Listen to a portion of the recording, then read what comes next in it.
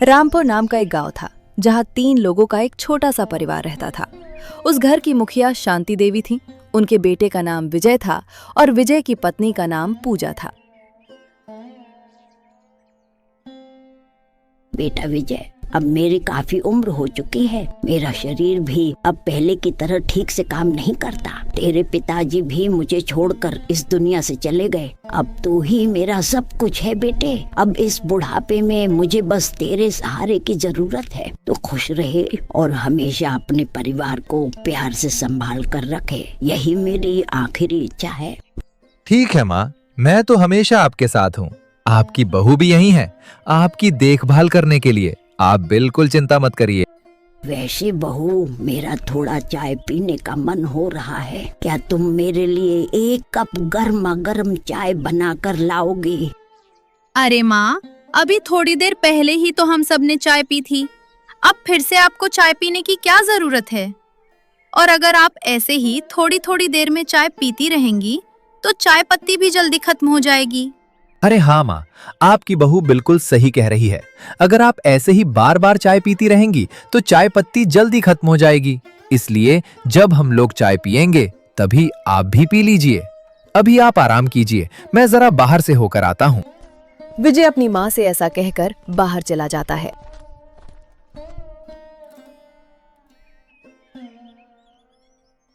अरे माँ, आजकल आप अपनी बहन के घर जाती ही नहीं हैं। पहले तो आप अक्सर उनके पास जाया करती थी, लेकिन अब तो बिल्कुल जाना ही कम कर दिया है। अरे बहू, तू तो मेरी हालत देख ही रही है। अब तो ऐसा हो गया है कि मुझ में ठीक से चलने फिरने की ताकत भी नहीं बची। मैं बहुत ज्यादा कमजोर हो गई हूँ। इसलिए आजकल अपनी छोटी बहन के पास जा ही नहीं पाती, और जब मैं नहीं जाती तो वो भी खुद मुझसे मिलने नहीं आती। कोई बात नहीं माँ, अब आप आराम कीजिए। मैं रसोई में जा रही हूँ दोपहर का खाना बनाने के लिए।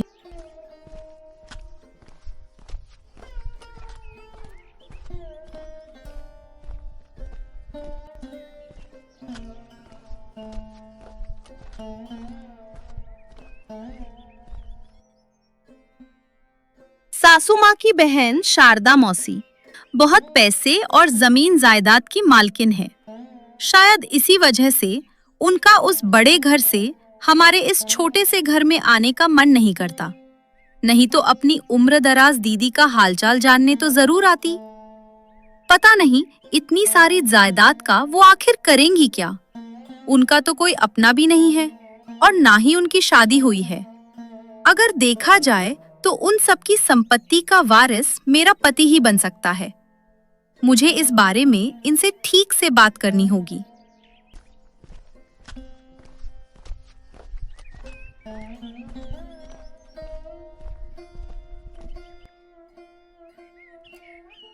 अरे विजय भैया, इस दोपहर के समय भला तुम जंगल की ओर कहाँ जा रहे हो? अरे अर्जुन, तुझे पता नहीं है क्या? जंगल के बीच में मेरी मौसी का घर है ना, मैं वहीं उनसे मिलने जा रहा हूँ। तू बता, तू इस तरफ कहाँ गया था? अरे मेरा क्या है, जब जो मन करता है वही करता रहता हूँ। आज जंगल की ओर जाने का मन हुआ तो यूं ही घूमते घामते इधर चला आया। वैसे विजय भैया, आपकी किस्मत तो सच में बहुत अच्छी है जो आपको इतनी जमीन जायदाद और धन दौलत वाली मौसी मिली है। आपको तो शायद कभी पैसों की कमी महसूस ही नहीं होती होगी। जब मन किया मौसी के पास चले गए और मदद लेकर वापस आ गए। सच कहूं तो गांव में हर कोई आपकी किस्मत से जलता है। अरे भाई, इसमें जलने वाली कौन सी बात है? मौसी ने जो कुछ भी हासिल किया है वो अपने खून पसीने की मेहनत से किया है। और तुमने जैसे कहा कि मुझे पैसों की कभी कमी नहीं होती, तो ऐसा बिल्कुल नहीं है। अरे भाई, मैं सिर्फ उनका भतीजा हूँ, बेटा नहीं, जो वो अपना सब कुछ मुझे ही दे दें। फिर भी विजय भैया, आप ही सोचिए, मौसी ने तो शादी ही नहीं की, ना उनका कोई पति है और ना ही बेटा बेटी। वो पूरी तरह अकेली हैं। ऐसे में उनके पास जो कुछ भी है उसका वारिस आखिर आप ही तो बनेंगे ना। गांव वाले भी यही बातें करते हैं कि मौसी आपको अपने बेटे से बढ़कर मानती हैं। शायद इसी वजह से लोग आपकी किस्मत की मिसाल देते रहते हैं। अरे तू भी ना कैसी कैसी बातें करता रहता है यार। मैं मौसी के पास किसी जमीन जायदाद के लालच में थोड़ी जाता हूँ। मेरे दिल में उनके लिए बहुत प्यार और सम्मान है, इसलिए उनसे मिलने चला जाता हूँ। तू तो बात को कहां से कहां ले गया। अच्छा चल, अब मैं निकलता हूं, तू भी अपने घर चला जा। देर हो जाएगी तो घरवाले भी चिंता करने लगेंगे। फिर कभी आराम से बैठकर बातें करेंगे। विजय के ऐसा कहने के बाद दोनों अपने अपने रास्ते पर चल पड़े। अर्जुन ने जो भी कहा वो पूरी तरह गलत भी नहीं था। मौसी का हमारे अलावा कोई अपना है भी नहीं, तो उस हिसाब से उनकी सारी संपत्ति का हकदार कहीं ना कहीं मैं ही बनता हूं। लेकिन मैं सीधे सीधे उनसे ऐसी बातें नहीं कर सकता। मुझे दूसरी बातों के बीच बड़े आराम से ये जानने की कोशिश करनी होगी कि मौसी ने आखिर इस बारे में क्या सोच रखा है।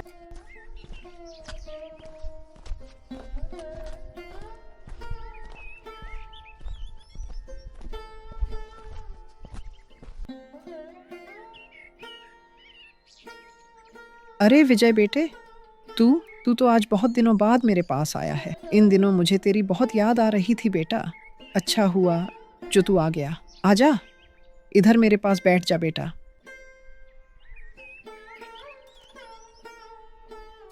वो मौसी जी, काम की वजह से समय ही नहीं मिल पाता था आपके पास आने का। आज किसी तरह थोड़ा समय मिला तो आपसे मिलने चला आया। आपसे मिले बिना मन भी नहीं लग रहा था, इसलिए सबसे पहले आपके पास ही आ गया। विजय बेटे, तेरी माँ तो आजकल मेरे पास आती ही नहीं है और तेरी माँ की उम्र भी अब हो गई है। यही एक बड़ी बात है। मैं भी इस घर और जमीन जायदाद को अकेला छोड़कर कहीं जा नहीं पाती। हाँ मौसी जी, माँ की भी अब काफी उम्र हो गई है और वे अक्सर अलग अलग बीमारियों से परेशान रहती हैं। वैसे बेटे, तू थोड़ी देर यहीं बैठ, मैं तेरे और अपने लिए चाय बनाकर लाती हूँ। फिर चाय पीते पीते आराम से बातें करेंगे।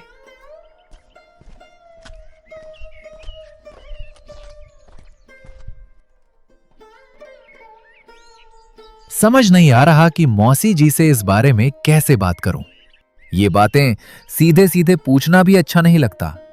किसी दूसरे तरीके से धीरे धीरे इस विषय पर मौसी जी से बात करनी होगी। थोड़ी ही देर बाद मौसी जी चाय बनाकर ले आती हैं और विजय के पास आकर बैठ जाती हैं। बेटे विजय, चाय पी लो। अच्छा हुआ कि तू आज आ गया। कोई अपना पास हो तो साथ बैठकर चाय पीने में भी बहुत अच्छा लगता है। पूरा जीवन इस जंगल जैसे सुनसान माहौल में अकेले रहते रहते ही बूढ़ी हो गई हूँ। वैसे मौसी जी, आपसे एक बात पूछूं? अब आपकी भी उम्र हो चली है और आप यहाँ बिल्कुल अकेली रहती हैं। क्या आपने कभी सोचा है कि आपके इस घर और जमीन जायदाद की देखभाल आगे कौन करेगा? क्या आपने इसकी जिम्मेदारी किसी को देने के बारे में कुछ सोचा है या नहीं मौसी जी? अरे बेटे, ये सब तू क्या पूछ रहा है? मैं अभी बहुत सालों तक जिंदा रहूंगी। तू मेरी चिंता मत कर। ये सब मैंने अपने खून पसीने की मेहनत से बनाया है। इसे मैं यूं ही किसी के हाथों में थोड़ी ना सौंप सकती हूँ। लगता है मौसी जी ने मुझे अपनी इस घर जमीन का वारिस नहीं माना है। मुझे तो लगा था कि उन्होंने इसकी जिम्मेदारी मुझे ही सौंपने की सोच रखी होगी। अब मुझे कुछ ऐसा करना होगा जिससे इन सब का हकदार सिर्फ मैं ही बनूं। अरे बेटे, किस सोच में पड़ गया तू? चाय ठंडी हो जाएगी, पहले चाय पी लो।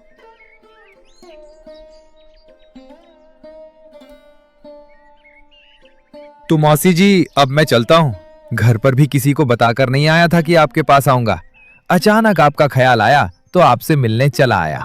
अरे बेटे, मैंने तो सोचा था कि तू मेरे साथ दोपहर का खाना खाकर जाएगा, लेकिन आजकल तेरे पास तो बिल्कुल समय ही नहीं रहता। अरे नहीं मौसी जी, मैं घर पर बिना बताए आया हूं ना, इसलिए भाग्यवान ने भी खाना बना लिया होगा। अगर मैं यहाँ रुक गया तो वहां का खाना खराब हो जाएगा और माँ भी मेरी चिंता करने लगेंगी। इसीलिए अब मैं चलता हूँ। आप अपना अच्छे से ख्याल रखिएगा। मैं फिर जल्द ही आपसे मिलने आऊंगा। विजय अपनी मौसी से ऐसा कहकर वहां से चला जाता है।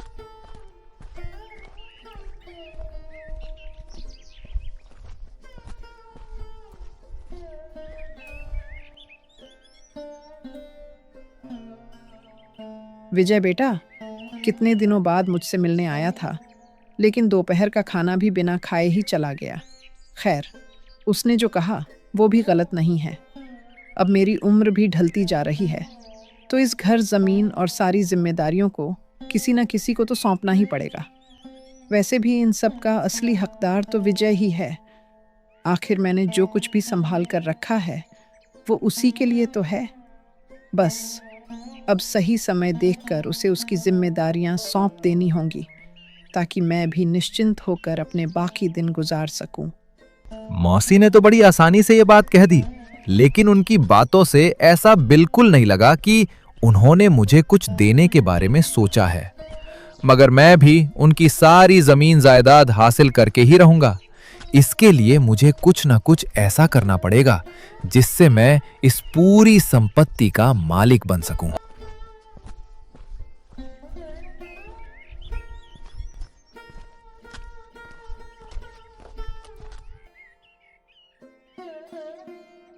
अरे बेटे, तुम इतनी देर तक कहाँ थे? बहू और मैं तुम्हारा इंतजार करते करते थोड़ी देर पहले ही खाना खा चुके हैं। अरे माँ, वो दरअसल बाहर जाने के बाद अचानक ख्याल आया कि एक बार मौसी से मिलाऊं। वो भी उस जंगल के बीच अकेली रहती हैं, इसलिए उनसे मिलने चला गया। इसी वजह से थोड़ी देर हो गई। मौसी ने तो मुझे दोपहर का खाना खाकर आने के लिए भी कहा था, लेकिन मैं आपको बिना बताए गया था, इसलिए उन्हें मना करके वापस घर आ गया। अच्छा, तो तू छोटी के पास गया था बेटा? तेरी मौसी अच्छे से है ना? उसे देखे हुए तो बहुत दिन हो गए। हाँ माँ, मौसी बिल्कुल ठीक है। अच्छा आप बैठिए, मैं हाथ मुंह धोकर रसोई में जाता हूँ और भाग्यवान से कहकर खाना खा लेता हूँ।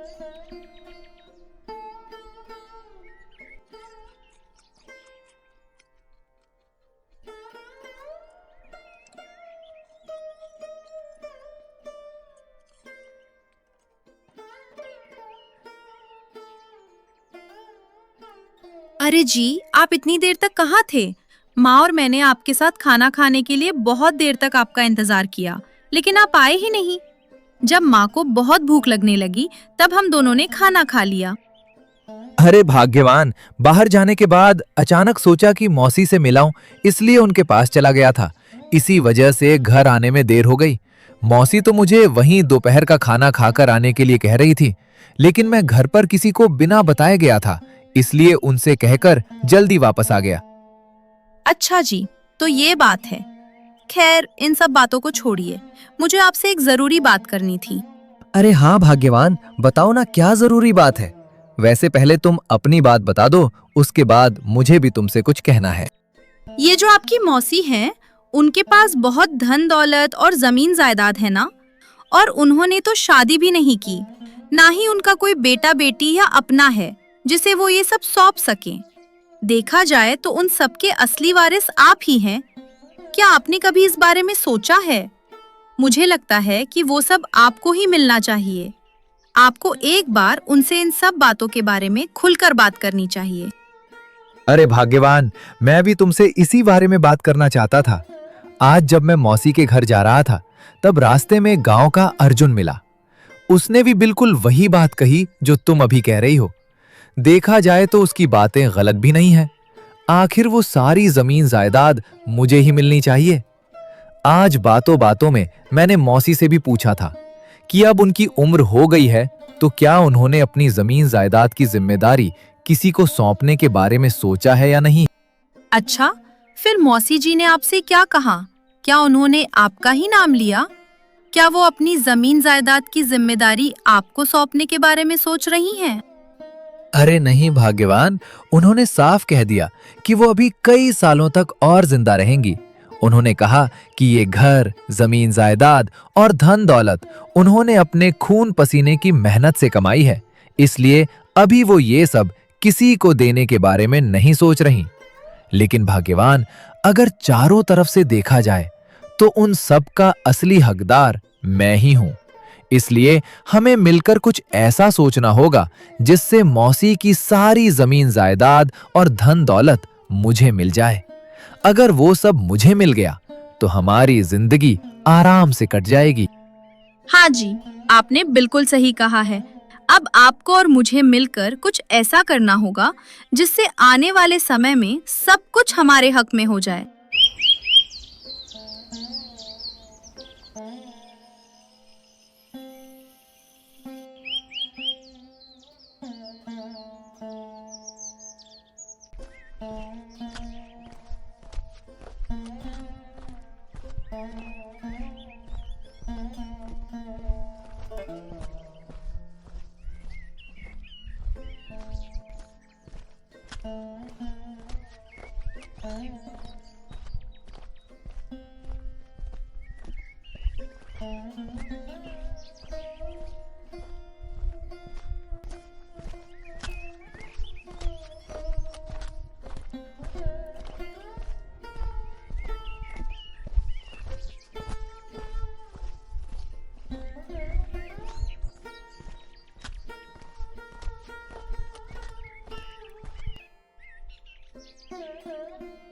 अरे दीदी, आप कितने दिनों बाद आज आप मेरे पास आई हैं। आपको देखकर सच में दिल को बहुत सुकून मिला। आप खड़ी क्यों हैं? आइए ना, बैठिए।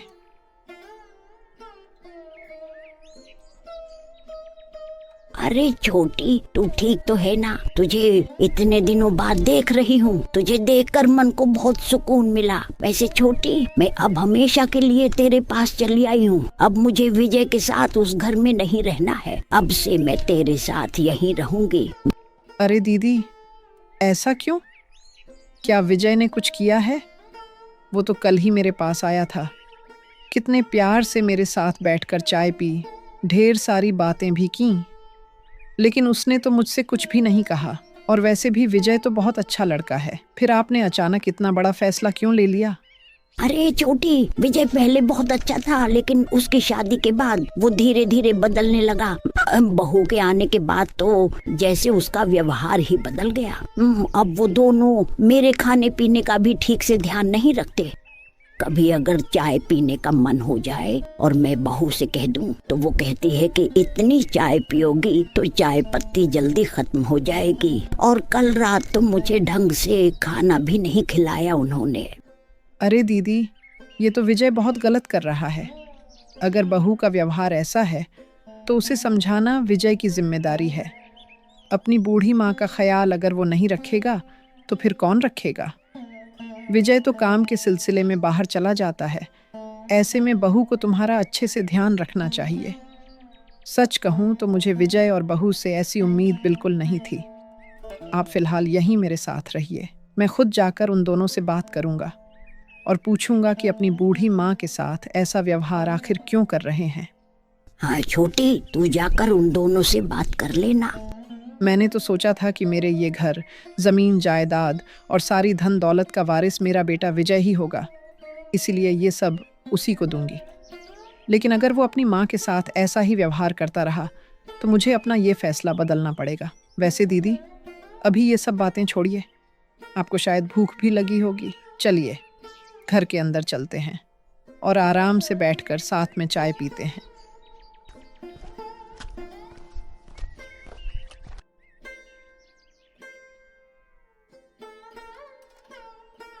छोटी, आज बहुत दिनों बाद तेरे पास आया हूँ।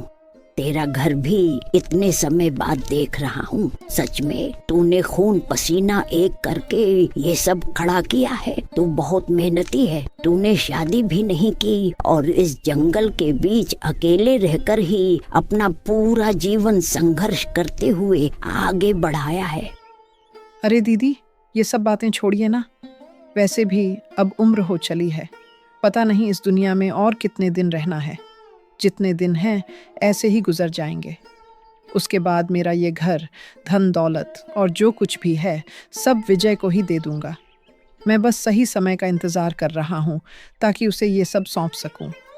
अभी इसलिए नहीं देना चाहता क्योंकि अगर उसे सब कुछ अभी ही मिल गया तो कहीं वो मेहनत करना ही ना छोड़ दे। ये तूने बिल्कुल सही कहा छोटी। अगर उसे अभी इतना सब कुछ मिल गया तो वो आराम से अपनी जिंदगी जीने लगेगा और मेहनत करना बिल्कुल छोड़ देगा। खैर, अभी ये सब बातें छोड़, चल दोनों साथ बैठकर चाय पीते हैं।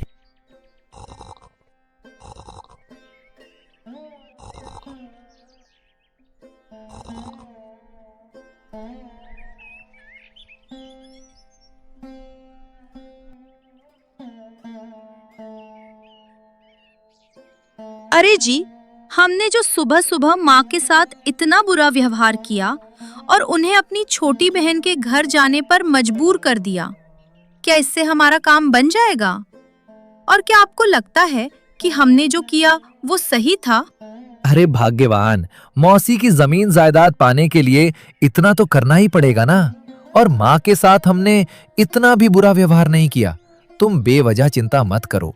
बस कल रात से उनके खाने पीने का थोड़ा ध्यान नहीं रख पाए, इसी वजह से वो गुस्सा होकर मौसी के पास चली गई हैं।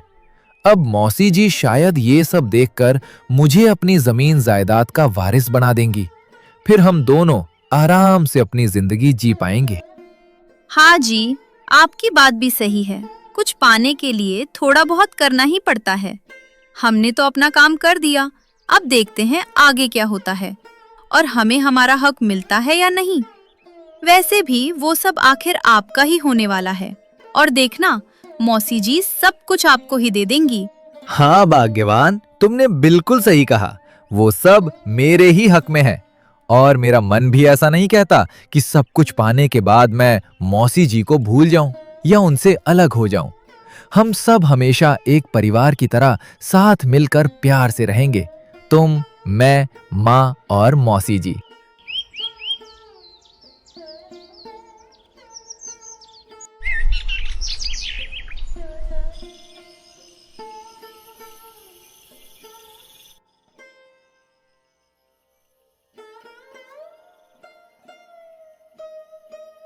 अरे छोटी, तुम इस समय मुझे कहाँ ले जाना चाहती हो? देखो रात हो गई है, कल चलेंगे। अरे दीदी, हम अभी आपके ही घर जा रहे हैं। जाकर तो देखें विजय को आखिर ऐसा क्या हो गया है कि उसने अपनी माँ का ख्याल रखना ही छोड़ दिया। जिस माँ ने उसे जन्म दिया, पाल पोस कर बड़ा किया, क्या वही अब उसे याद नहीं रही? क्या वो अपनी माँ की अहमियत ही भूल गया है? अरे छोटी, वो सब तो ठीक है, लेकिन इतनी रात को जाने की क्या जरूरत है? कल भी तो जा सकते हैं ना। नहीं दीदी, यही सही समय है। वहां जाकर विजय और बहू से आमने सामने बैठकर सारी बातें साफ साफ करनी चाहिए। शारदा के ऐसा कहने के बाद दोनों बहनें विजय के घर के लिए निकल पड़ीं।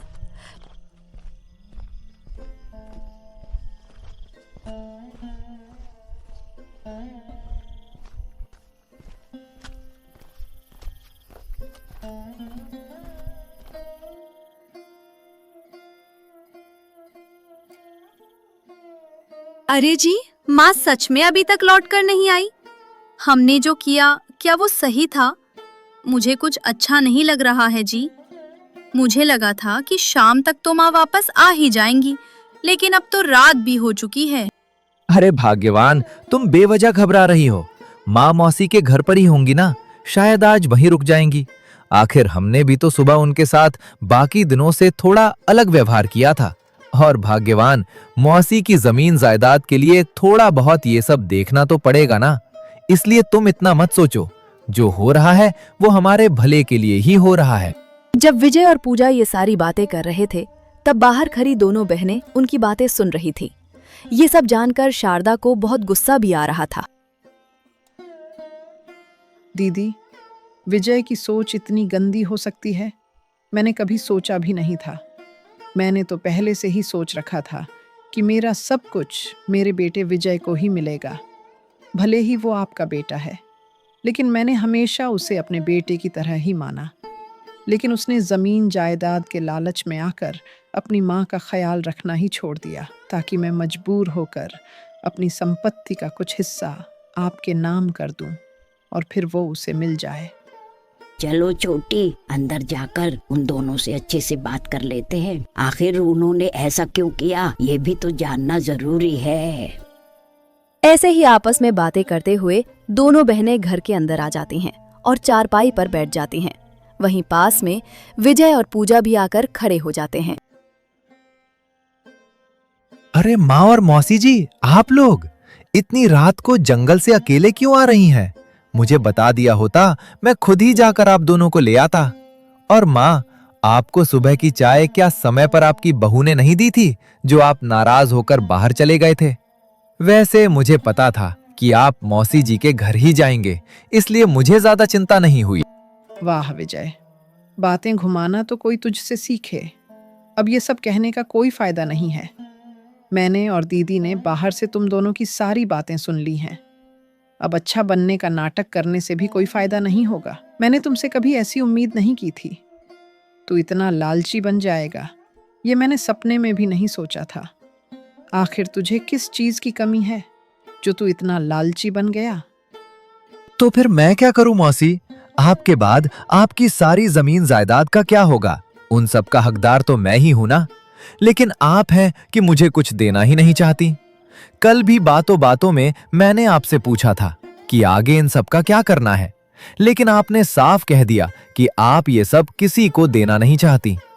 तो आखिर आपके बाद इन जमीन जायदाद की देखभाल कौन करेगा? इन सब का वारिस तो मैं ही हूं ना।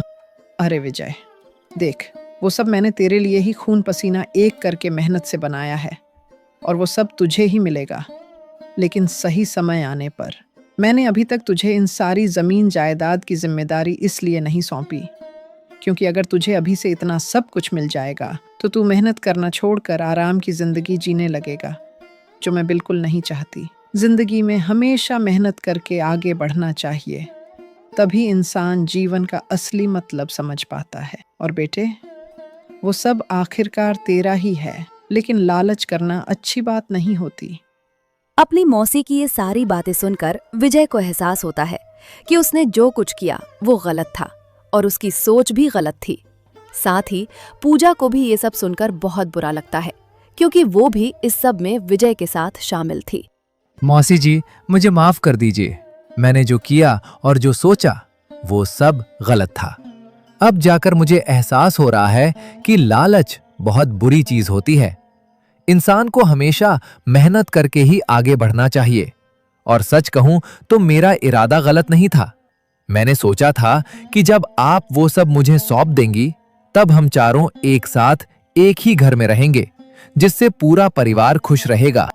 अरे बेटे, कोई बात नहीं, तुझे अपनी गलती का एहसास हो गया, यही सबसे बड़ी बात है। और वो सब आखिरकार तेरा ही है, इसीलिए चिंता मत कर। बस जिंदगी में मेहनत करना कभी मत छोड़ना। इसी तरह धीरे धीरे सब कुछ ठीक हो जाता है। विजय और पूजा को भी अपनी गलती का एहसास हो जाता है और फिर चारों मिलकर एक साथ रहकर खुशी खुशी अपना जीवन आगे बढ़ाने लगते हैं।